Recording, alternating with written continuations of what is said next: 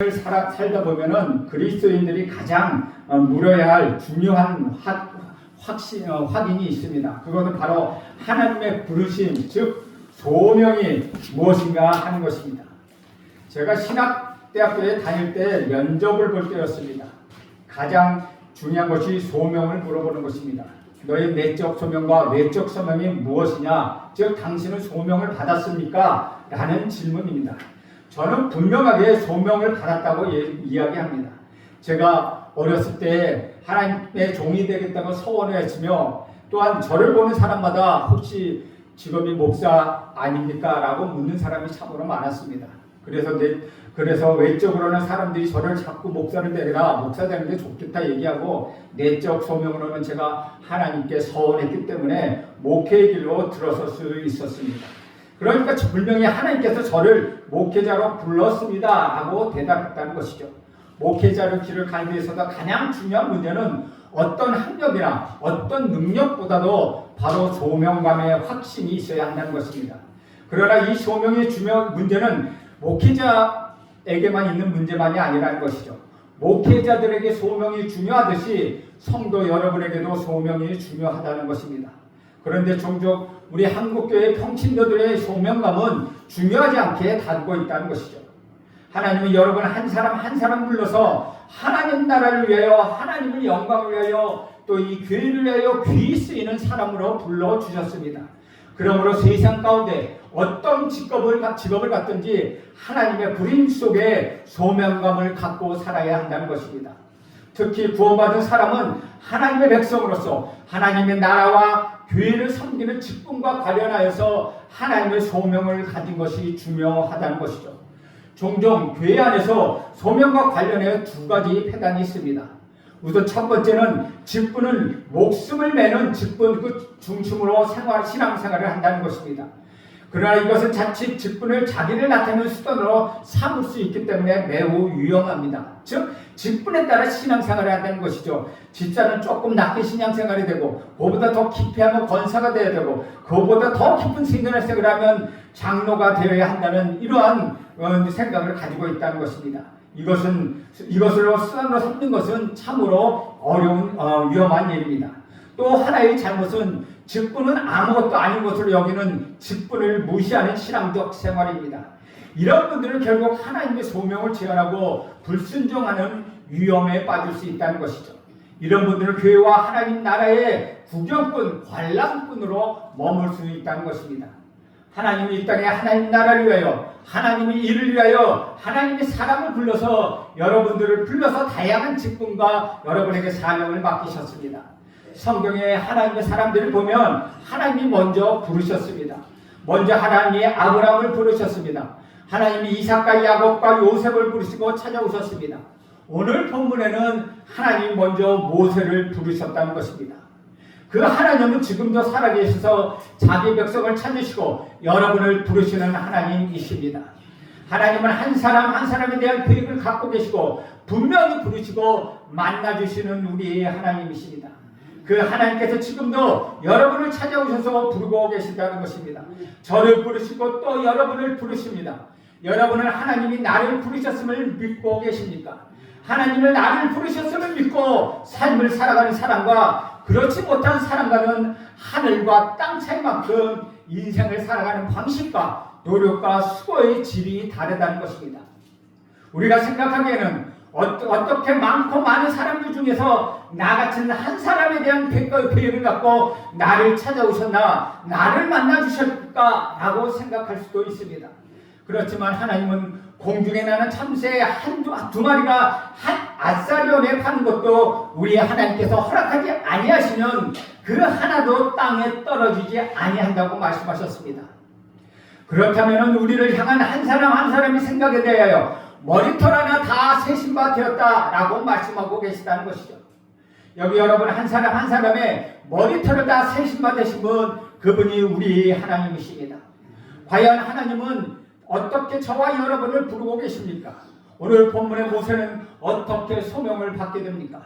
모세가 부름을 받는 과정을 통하여 저와 여러분 자신도 어떻게 소명을 받았는지 그 원리는 되게 유사하다는 것입니다. 하나님은 우리를 부르시기 전에 먼저 준비하도록 하십니다. 하나님은 먼저 준비하신 다음에 우리를 부르십니다. 하나님은 모세를 부르실 때 준비된 모세를 부르셨습니다. 광야에서 모세는 80세 때까지 미디안 광야에서 양을 치는 목자였습니다. 40년 전까지만 해도 모세는 궁중의 왕자였다는 것이죠. 그때 모세는 대단히 자신만만했습니다. 스스로 해결사가 돼서 모든 것을 해결하려고 노력했습니다. 출애굽기 2장에 보면 모세가 한 번은 자기 형제 이스라엘 사람들이 노동하는 현장에 찾아갔습니다. 애굽 사람이 자기 동족을 치는 것을 보았습니다. 그리고 좌우로 살펴봐 볼 겨를도 없이 의협심이 강한 모세는 그 애굽 사람을 쳐서 죽이고 그 시체를 모래 속에 몰래 감추었습니다. 다음날 또 그는 그곳에 나갔는데 이번에는 같은 이스라엘 자손이 사람끼리 싸운 것을 보았습니다. 그 모습을 본 모세는 말을 합니다. 내가 어쩌여 동포를 치느냐라고 경고합니다. 그러자 그들에게 돌아온 대답은 무엇입니까? 언제 우리가 너를 재판관으로 삼았느냐라고 말합니다. 40세 될 때까지 모세는 세상에 학문이 있었고 권세가 있었고 세상의 지혜도 그에게 있었습니다. 그것으로 그는 자신만만했다는 것입니다. 그러나 하나님께서는 그런 모세를 쓰시지 않으셨습니다. 우리가 여기서 한 가지 기억해야 할 것은 하나님은 자신만만한 사람을 결코 쓰지 않으신다는 것입니다. 교회 속에서 하나님의 일꾼은 자신만만한 모습은 좋지 않습니다. 말도 행동도 사역도 자신만만하게 하는 사람은 주님의 능력과 주님의 도움으로 일하기보다는 자신감과 자신의 능력으로 일하기 쉽다는 것입니다. 우리 주님은 교회에서 교만한 사람은 결코 쓰지 않습니다. 우리가 기억해야 할 것은 자신만만해서 내가 일을 하려고 할 때 하나님은 모세를 막으신 것처럼 그렇게 막으신다는 것입니다. 하나님은 자신만만한 모세를 미디안 광야로 보냈습니다. 그러나 40년이 지난 후에 미디안 광야에서 무명으로 있었던 모세를 우리 하나님이 찾아오셨습니다. 우리는 여기서 또 한 가지 기억해야 할 것은 광야는 하나님의 학교라는 것입니다. 이스라엘과 아람의 광야는 매우 척박하고 아주 황량한 빈들입니다. 하나님은 모세를 그 광야로 보냈습니다. 무려 40년 동안이나 그 사막 그 광야에 있게 하셨습니다. 그 40년 동안 모세가 무엇을 배웠습니까? 자신만만함이 죽었습니다. 이제 나는 아무것도 할 수 없습니다 라는 자신의 한계, 자신의 무능을 그는 철저히 체험할 수 있었습니다. 한번 여러분 상상해 보십시오. 광야에서 40년 동안 살 때 모세가 무엇을 보았겠습니까? 하늘의 별, 돌산들, 모래들, 그리고 양들, 이런 것들이었습니다. 그 자연 속에서 매일 양을 치면서 인간의 한계, 인간의 무능함을 그는 철저히 깨달았다는 것입니다. 그래서 그 광야에서 어렸을 때 어머니에게서 배운 하나님을 의지하는 법, 그것을 배웠다는 것입니다. 하나님은 지식의 사람을 먼저 찾지 않으십니다. 하나님은 똑똑하고 잘난 사람을 먼저 찾지 않습니다. 하나님은 자기를 의지할 사람, 그렇게 하나님을 의지할 준비가 되어 있는 사람, 그 사람을 부르시고 그 사람을 사용합니다. 그래서 대부분 소명의 때가 찰 때에 나타난 징조는 나는 아무것도 할 수 없습니다 라고 하는 항복하는 그때가 바로 소명의 때라는 것입니다. 하나님의 일꾼으로 소명을 받은 분들은 분명 철저하게 실패를 맛본 사람들, 철저하게 자기 무능함을 경험한 사람들이었습니다. 나는 아무것도 할 수 없습니다. 오직 주님만을 의지합니다. 그렇게 주님 앞에 나를 내려놓을 때 비로소 주님이 찾아오시고 주님이 나를 통하여 일하시기 시작합니다.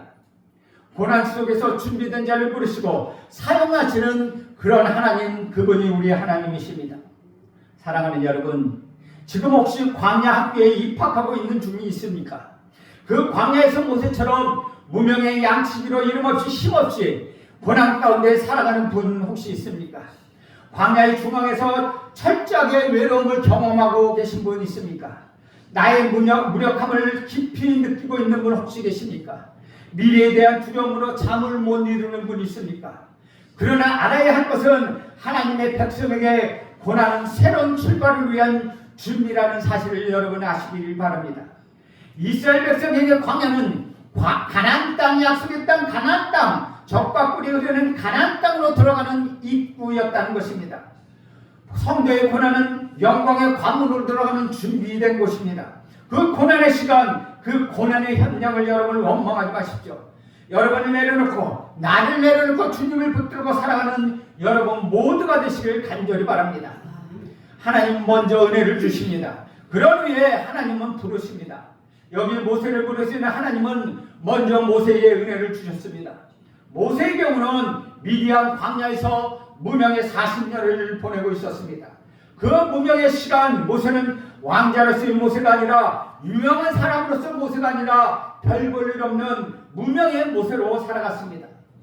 모세를 알았던 사람들은 그를 잊어버렸고 대부분 사람들은 그를 기억하지 않았습니다. 왕자였고 나름대로 지식과 신분도 있었는데 이렇게 사람들에게 잊혀진 삶을 산다고 할 때 얼마나 그에게 상처가 되었습니까? 그런데 그 무명의 시절 모세를 기억하시는 분이 계셨습니다. 그분이 바로 우리 하나님이십니다. 주 안에서 사랑하는 여러분, 소명자는 먼저 잠잠히 참고 기다리고 준비하는 자가 되어야 한다는 것입니다. 내가 나를 드러내서는 결코 안 된다는 것입니다. 주님이 여러분을 드러내야 한다는 것입니다. 주님이 여러분을 통해서 일을 해야 한다는 것입니다. 내가 또한 여러분이 주님을 이용해서 일을 해서는 결코 안 된다는 것입니다. 모세도 그렇고 예수님도 바울도 오랜 세월 동안 무명의 시간을 보냈습니다. 그런데 그때가 바로 준비하는 시간이요, 그때가 바로 하나님의 은혜를 충만히 받는 시간이었다는 것입니다. 그런데 이렇게 하나님의 은혜로 부르심을 받았을 때 우리가 정말 경계해야 할 것이 있습니다. 오늘 본문인 모세가 그랬습니다. 그것은 바로 자기를 비하하는 태도입니다. 80세가 된 모세가 하나님의 부름을 받았지만 그는 자신은 안 된다고 판단했다는 것입니다. 11절 말씀을 봅니다. 11절에 보면 모세가 하나님께 아뢰되 내가 누구에게 바로에게 가며 이스라엘 자손을 애굽에게 인도하여 내리이까. 여기서 모세는 내가 누구에게 라고 자기 자신을 비하하고 있다는 것입니다. 자기 자신에 대하여 불신했다는 것입니다. 이것은 모세가 애굽의 왕과 자기를 비교하면서 찾아오는 두려움이 있었기 때문입니다. 또한 이런 말은 나이가 80이고 무명의 양치기인 자신에 대한 자기 비하였다는 것입니다. 이것은 겸손이 지나쳐서 자기를 지나치게 학대하고 이것은 또 하나의 죄요 불신함이라는 것입니다. 그래서 모세는 처음에 하나님 부르실 때 그 하나님의 은혜를 거역하고 불순종했던 것으로 보입니다. 이런 자기 비하의 태도는 하나님의 부르심의 뜻을 소명을 갖는 그러한 태도가 아니라는 것이요, 오히려 하나님의 부르심의 뜻을 소멸시키는 행위라는 것입니다. 여러분, 하나님의 백성으로서 자기 비하하는 사람들은 자기 말, 자기 행동, 자신의 모든 형편을 누가 어떻게 생각할까에 대해서 지나치게 죄책감을 갖고 분석하면서 결국 자기가 자기를 가두게 되는 것입니다. 하나님이 기뻐하는 것은 은혜를 은혜로 받을 줄 아는 것입니다. 모든 것은 은혜로 감사하게 받을 수 있어야 한다는 것입니다. 그래서 바울은 고린도후서 6장 1절에 하나님의 은혜를 헛되이 받지 말라고 고백하고 있습니다. 특별히 우리 삶의 하나님의 부르심 앞에 그 은혜를 헛되게 하는 것은 무엇이 있겠습니까? 은혜로 주시는 것을 받지 않는 것입니다. 은혜란 마땅히 받을 자격이 없는 사람들에게 하나님이 주시는 하나님의 호의입니다. 내가 조건이 되고 내가 자격이 되고 내가 실력이 돼서 하나님이 은혜를 주신다면 이미 그것은 은혜가 아니라는 것입니다. 누구보다도 나를 가장 잘 아시는 하나님이십니다. 나의 허물과 나의 실수와 나의 연약함을 알고 그것을 알고 계심에도 불구하고 나를 찾아오셔서 하나님이 은혜를 주시는 이유가 무엇입니까? 고린도전서 1장 29절에 보면 이는 아무 육체라도 하나님 앞에 자랑하지 못하게 하려 하심이라고 말씀합니다. 오직 주님만 자랑하고 오직 하나님께 영광이 돌리게 하기 위하여 하나님은 우리에게 은혜를 주신다는 것입니다.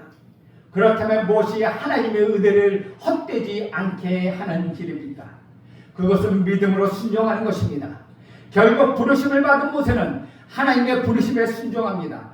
그런데 우리가 보아야 할 것은 모세가 이스라엘 지도자로 부르심을 받았을 때 객관적으로 정말 이스라엘 지도자가 될 수 없을 정도로 그렇게 보였다는 것입니다. 무명의 양치기가 어떻게 이스라엘 지도자로서 소명을 다할 수 있겠는가? 그렇게 사람으로서 할 수 없으되 하나님께서 그를 감당하게 하셨다는 것입니다. 순종하면 하나님께서 능력을 주십니다. 순종하면 하나님께서 함께 해주신다고 약속하셨습니다. 특별히 모세를 은혜 중에 부르신 하나님께서 모세가 순종할 때 두 가지 귀한 선물을 주셨습니다. 하나는 그 형이 아론이고 다른 하나는 지팡이였습니다. 형은 모세의 어눌한 입술을 대면하여 주도록 하였습니다. 즉 이스라엘의 전승에 따르면 모세는 말을 잘 할 줄 모르는 말더듬이었다고 합니다. 그래서 말을 할 때마다 말을 더듬기 때문에 듣는 사람이 매우 답답했다는 것이죠. 그래서 우리 하나님께서는 그 말 더듬는 것을 보강하기 위하여 보충해 주기 위하여 그 말 잘하는 그 형 아론을 붙여주셨다는 것입니다. 형은 모세의 어눌한 입술을 대변하게 되었다는 것이죠. 모세의 마른 지팡이는 80세에 한없는 모세의 능력이 지팡이가 되었다는 것입니다. 모세가 양치며 가졌던 그 지팡이가 하나님의 모세의 능력의 지팡이가 되었다는 것이죠.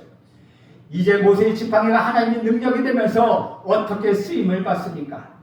놀라운 기적의 지팡이가 됩니다. 이 지팡이를 통하여 하나님의 능력이 나타나는 놀라운 도구가 됩니다. 출애굽기 4장 21절에 보면 여호와께서 모세에게 이르시되 내가 애굽으로 돌아가거든 내가 내 손에 준 이적을 바로 앞에 다 행하라고 말씀하십니다. 이때 이 이적은 바로 모세가 지팡이를 갖고 나타날 때의 기적을 말하고 있다는 것이죠. 모세가 지팡이를 던지면 뱀이 되고 모세가 지팡이를 던지면 다시 지팡이가 되고 모세가 홍해바다를 치면 홍해가 갈라지는 것, 모세의 지팡이는 하나님의 기적의 도구가 되었다는 것입니다. 사랑하는 여러분, 오늘 저와 여러분이 비록 많은 지팡이와 같이 보잘것없을지라도 하나님께 순종만 한다면 여러분을 통하여 하나님의 놀라운 기적과 하나님의 뜻이 이루어지게 될 것으로 저는 믿습니다. 모세는 위대한 광야의 평범한 목자였습니다. 그러나 이제 그가 순종하자 모세의 지팡이는 하나님의 지팡이가 되었습니다. 모세는 하나님의 메신저로 하나님의 말씀을 전하는 자로 그 도구로서 하나님의 영광을 돌리게 되었다는 것입니다. 일상적 존재의 모세, 일상적 도구였던 모세의 지팡이가 하나님께 순종했을 때 하나님의 심판을 나타내며 하나님의 능력을 나타내는 기적의 도구가 되었습니다.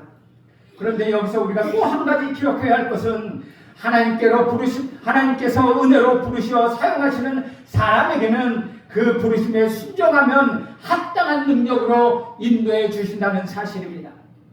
하나님은 너무나도 세밀히 준비한 가운데 은혜를 주셔서 우리를 불러주시는 하나님이십니다.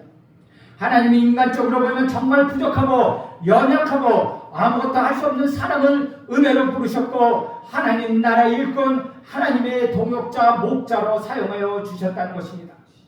하나님이 준비하시고 두 번째는 은혜를 주시고 세 번째는 계시하신다는 것입니다.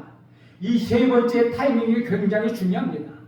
오늘 본문의 모세의 경우가 하나님께서 어떻게 계시하고 계십니까? 첫째는 평범한 삶의 장소에서 모세에게 나타나셔서 계시하셨다는 것입니다. 대개 우리는 하나님이 특별한 장소에서 특별하게 계시할 것으로 생각합니다. 그런데 성경에 보면 대부분 평상의 일상 속에서 하나님이 계시하신다는 것입니다. 모세의 경우는 양을 치다가 계시를 받았습니다. 예수님께서 제자를 부르실 때 회당에서 부르시지 않고 바닷가 일터에서 부르셨습니다. 세관에서 그것을 부르셨습니다. 바울의 경우에도 길을 가다가 부르심을 받았다는 것입니다. 하나님의 부르심은 평범한 삶의 환경, 평범한 삶의 장소에서 일어나고 있다는 것이죠. 그리고 일상적인 일을 할 때 하나님의 부르심이 나타난다는 것입니다. 1절 말씀을 봅니다. 1절에 보면 모세가 그의 장인 미디안 제사장 이드로의 양떼를 치더니 그 양떼를 광야 서쪽으로 인도하여 하나님의 산 호렙에 이르매 모세가 양떼를 열심히 치고 있습니다. 그때 하나님이 모세에게 찾아오셨습니다. 일상적인 평범한 일을 열심히 하던 중에 하나님이 나타나셨다는 것입니다. 하나님이 여러분 예배하고 여러분이 기도할 때 나타나시는 분이십니다. 그러나 더 경험해야 할 것은 일상 속에서 우리 주님이 함께 하시며 여러분에게 나타내시는 분이라는 것입니다. 그래서 우리가 성경을 묵상하는 일도 중요하고 기도하는 일도 중요하지만 일상의 삶 속에서 열심을 다하여 살아가는 것, 그것도 매우 중요하다는 것입니다. 그런데 여기 모세를 통해 하나님 계시할 때의 패턴을 보면 일상 속에서 평범함을 넘어선 비범한 계시를 통하여 하나님이 나타나신다는 것입니다. 오늘 본문에 보면 호렙산에 양을 치러 갑니다. 호렙산은 신의 산이라고 볼 수 있습니다. 그런데 왜 신의 산이라고도 얘기하면 호렙산이라고도 이야기하고 있습니까? 일반적인 해석은 호렙산은 산맥의 이름입니다. 그 산맥 가운데 가장 높은 산이 신의 산입니다. 그러니까 모세는 산 중턱에 도착하여서 양떼를 쳤다는 것이죠. 즉 다시 말하면 신의 산, 호렙 신의 산에서 아마 모세는 그곳에 물이 있었기 때문에 양을 풀어놓았다는 것입니다. 그런데 그때 떨기나무 불꽃 가운데 여호와의 사자가 모세에게 나타났습니다. 이 시내라는 신의 산과 떨기나무는 다 히브리어로 스냅이라고 이야기합니다. 거의 발음이 같습니다. 그러니까 떨기나무도 스냅이요 호렙산도 스냅과 같은 발음을 갖고 있습니다. 그러니까 여기 떨기나무에서 스냅에서 스냅을 통하여 나타났다는 것이죠. 떨기나무는 광야에서 제일 흔한 나무입니다. 떨기나무는 가시가 많은 나무입니다. 광야에서 흔한 이 나무는 생각보다도 좀 크고 높은 나무입니다. 그런데 왜 하나님은 이 가시나무, 떨기나무 들 속에 불 가운데 나타나셨습니까?